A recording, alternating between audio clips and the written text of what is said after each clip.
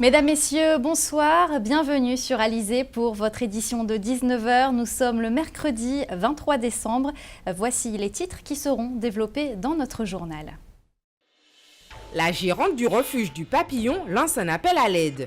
Le besoin de bénévoles devient crucial pour s'occuper des animaux abandonnés. Chemin de table, vaisselle, accessoires, on vous dit tout sur les tendances qui habilleront vos tables de fête. Stage de détection aujourd'hui au stade Lamantinois. 35 enfants se sont entraînés sous les yeux du stade rennais. Le journal, Aurélie Ronze. Mais avant de développer tous ces titres, on va parler d'actualité sociale avec ce mouvement aujourd'hui à l'hôtel Canela Beach au Gosier. Une partie du personnel était en grève. Selon les salariés, la direction n'appliquerait pas l'accord Binot. Ils demandent notamment 200 € net par mois sur leur fiche de paie. Après plusieurs réunions, aucun accord n'a été trouvé. Les détails avec Patrick Curie. Ils sont une dizaine de salariés devant l'entrée du Canela Beach Hotel pour faire entendre leurs revendications. L'application pleine et entière de l'accord Binot, signé le 2 avril 2009, le respect et l'application de la convention collective départementale des hôtels de Guadeloupe et le rappel des salaires pour tous les salariés sous l'accord Binot depuis 2010. Nous, longtemps, après plus de 4 rencontres que nous faisons avec la direction, nous avons dit aussi que BITEN, qui veut dire convention des hôtels départementaux des hôtels de la Guadeloupe, qui a existé depuis tantôt.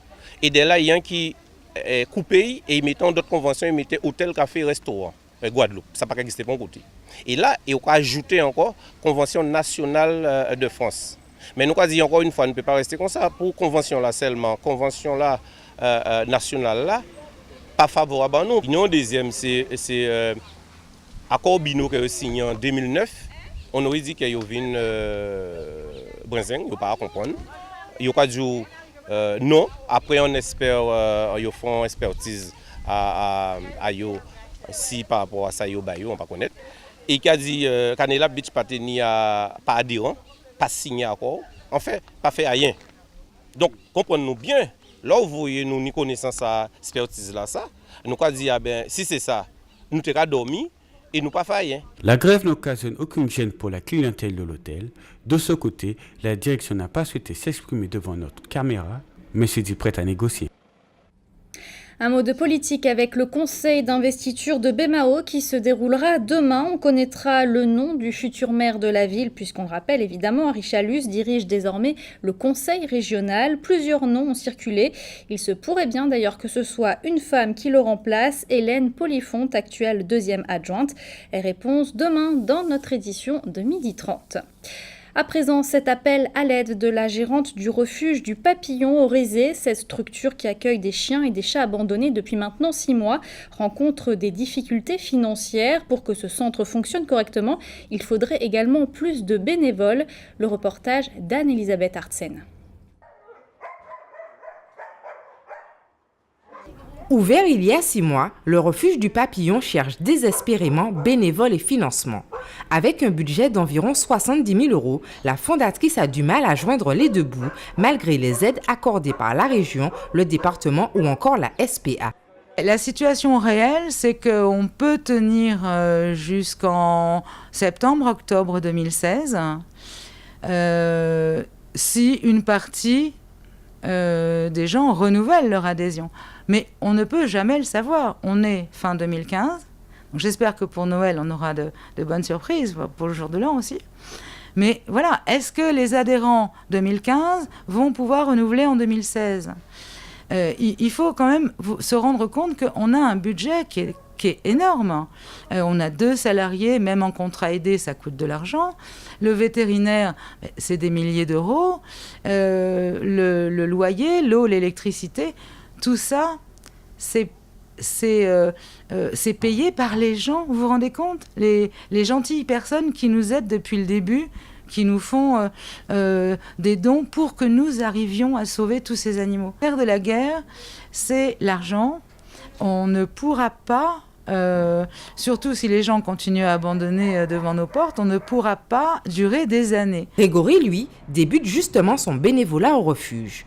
Une mission essentielle pour le bien-être des animaux. Des bénévoles consistent à soit promener les animaux, ou bien décharger des voitures pour les nourritures des animaux ou etc.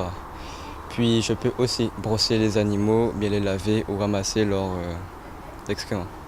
Alors je fais des bénévoles parce que j'ai vu leur annonce qui disait qu'il n'y a pas assez de bénévoles et surtout parce que j'aime beaucoup les chiens et les chats aussi.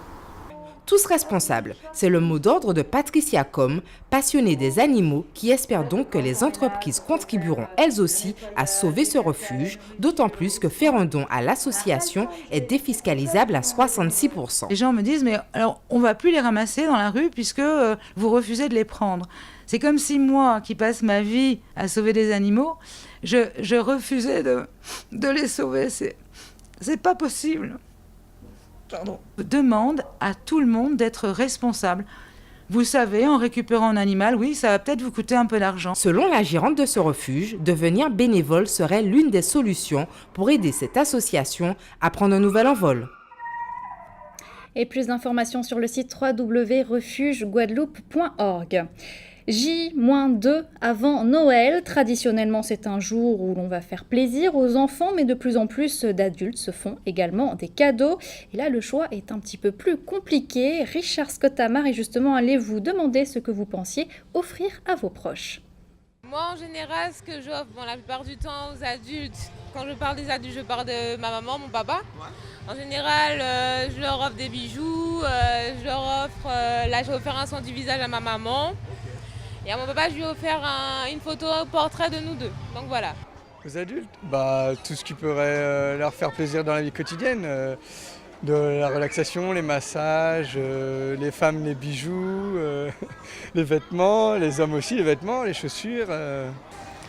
Le choix est large, hein. Je suppose pour les femmes, beaucoup de maroquinerie, des bijoux, les bouquets de fleurs aussi, s'imposent. Hein.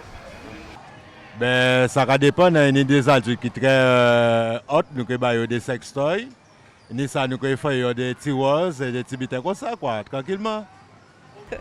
Donc en fait pour les adultes, je pense que plus pour les femmes, c'est plus une tenue de soirée, un sac, comme par hasard, comme moi je viens d'acheter un sac, un porte-monnaie, je sais pas. Et pour les hommes, plus une chemise et aussi peut-être des accessoires pour leur véhicule, tout ça. Et voilà de quoi donner des idées aux retardataires. On va rester dans l'esprit de Noël. Vous êtes peut-être en train de préparer votre repas de fête et pour le mettre en valeur, une belle table est indispensable. Chemin de table, vaisselle, accessoires. Quelles sont les tendances pour cette année? Élément de réponse avec Muriel Barlagne. Une table qui sort de l'ordinaire. Pour les fêtes, les Guadeloupéens mettent volontiers les petits plats dans les grands. Mais avec la crise, les habitudes ont changé. Dans cette boutique spécialisée dans la décoration à Pointe-à-Pitre, on l'a bien remarqué. On achète moins de vaisselle, ce sont surtout les accessoires qui plaisent. Tout ce qui est chemin de table, des rondes serviettes, des boules pour accessoiriser la table. Une belle nappe, un chemin de table ni trop haut ni trop large qui vient mettre en valeur les couverts, des chandeliers, des boules, des pommes de pin. Voilà pour les incontournables de Noël. L'art de la table, c'est aussi l'art d'assembler les coloris et les formes. Pour Geneviève, il n'est pas possible de recevoir sans cette petite touche de créativité. Soit pour Noël, Nouvel An ou Pâques, peu importe, avec une table tout à fait quelconque. Donc c'est l'occasion de se sortir, de regarder déjà ce que l'on a dans ses propres armoires. Et en ce qui me concerne, j'ai fait la découverte d'une nappe que j'ai faite il y a très très longtemps avec un madras en genre satin, genre plutôt soie, qui bronze, dans les tons de bronze et avec des fils d'or. Ça fait une table magnifique. Cette année, le doré fait son grand retour avec quelques touches de noir. On le retrouve dans les assiettes, sur les chemins de table, les bougies. Le rouge et le vert sont de grands classiques. Mais on trouve aussi de l'argenté et du cuivré. De multiples combinaisons sont possibles pour un moment qui marquera les esprits. On en vient à l'actualité dans notre grande région de la Caraïbe. Nous allons ce soir sur l'île de la Dominique, à Saint-Kitts-et-Nevis, mais aussi en Haïti où les élections présidentielles et locales ont été repoussées. Voici la Minute Caraïbe. Le Premier ministre Roosevelt Skerrit a averti que les personnes qui sont du mauvais côté de la protection de l'environnement vont bientôt sentir le poids de la loi. Nous allons exercer plus de contrôle. Et si nous devons renforcer la législation ou mettre en place un tribunal spécifique pour poursuivre ceux qui contreviennent à la loi, nous allons le faire, a-t-il déclaré. Nous allons interdire les couverts en plastique ainsi que les sacs non biodégradables. Dès janvier, je vais engager des discussions avec les supermarchés, les importateurs, la Chambre de commerce et d'industrie, l'Association des hôtels et du tourisme de la Dominique, ainsi que les organisations environnementales pour traiter de ces sujets. M. Skirit a indiqué que chaque personne devra assumer ses responsabilités quant à la question de la protection de l'environnement et que son administration prendra les mesures nécessaires pour débarrasser l'île de ce problème qu'il a décrit comme une maladie. St. Kitts et Nevis, le gouvernement a lancé un programme visant à faciliter l'accès de ses citoyens à d'autres pays sans visa. Plus tôt cette année, le Brésil a accordé aux citoyens de St. Kitts et Nevis la possibilité d'entrer et de voyager librement dans le pays sans visa. Le vice-premier ministre et ministre des Affaires étrangères de Nevis, Mark Brantley, affirme que son ministère est en train de discuter avec d'autres pays comme l'Indonésie, l'Arabie saoudite, l'Ukraine, la Russie et certains pays africains pour élargir le dispositif. Nous avons entamé ces discussions car il est important pour nous d'accroître la valeur et la réputation de notre document national qui est notre passeport. Haïti. Les Haïtiens devront patienter un peu pour savoir qui va diriger le pays après le report de l'élection présidentielle initialement prévue pour dimanche. Sont également repoussées les élections législatives et municipales qui étaient également fixées le même jour. Le Conseil électoral provisoire d'Haïti, le CEP, a précisé qu'une nouvelle date sera annoncée après les conclusions et recommandations de la commission électorale, composée de 5 membres, qui a été mis en place pour examiner l'organisation de l'élection présidentielle qui s'est tenue le 25 octobre dernier. Rappelons que Jovenel Moïse et Jude Célestin sont les 2 candidats qui ont été retenus par le CEP pour se présenter au second tour de l'élection présidentielle. Cependant, les groupes de l'opposition ont protesté contre les résultats du premier tour de scrutin, criant à la fraude dans le processus électoral et exigeant un examen par un organisme indépendant.